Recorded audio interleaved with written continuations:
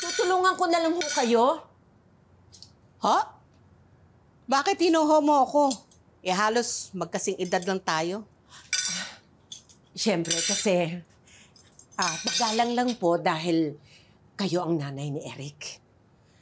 Mas mararamdaman kong respeto kung kakausapin mo ako na parang pantay lang tayo. Naiilang kasi ako kapag tawagin mo akong mamang eh. Baka mamaya marinig ka ng kuya ni Eric pagtawanan ka pa. Sabi ni Eric kakasal na daw kayo. Alam mo, yung anak ko, hindi yan sanay magdesisyon kung ano-ano lang naiisip niyan eh. Kumukonsulta pa nga yan sa akin, pati sa tatay niya nung bago mamatay. Kaya sa tingin ko, nagpapadala lang yan sa damdamin niya ngayon. Dalawa naman kaming nagdesisyon dahil dalawa kaming nagmamahalan po. At sa tingin mo magtatagal kayo? Ganong napakalaki na agwat ng edad ninyo? Bakit? May magbabago ba sa pamilya ninyo kung magtagal ang relasyon namin? Meron. Mahahati atensyon ni Eric sa amin ng kanyang mga kapatid. Atensyon o rasyon? Ang talas ng dila mo Yan ba ang pakakasalan ng anak ko? Ang tanda mo na para kay Eric?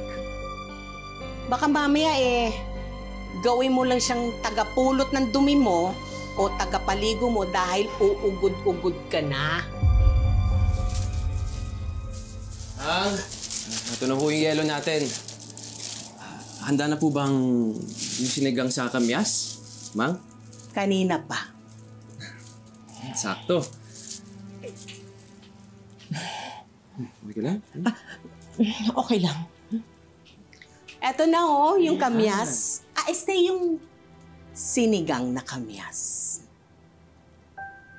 Halina, kain na tayo.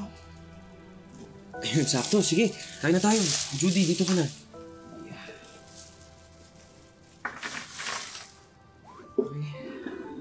Eto masarap.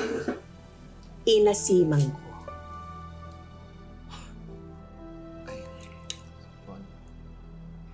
Salamat po.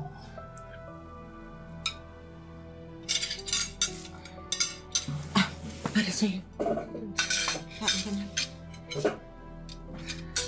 Okay, Mang. Kain ka na. Para sa'yo, mahal. Thank you. Sweet-sweet mo naman. Masarap.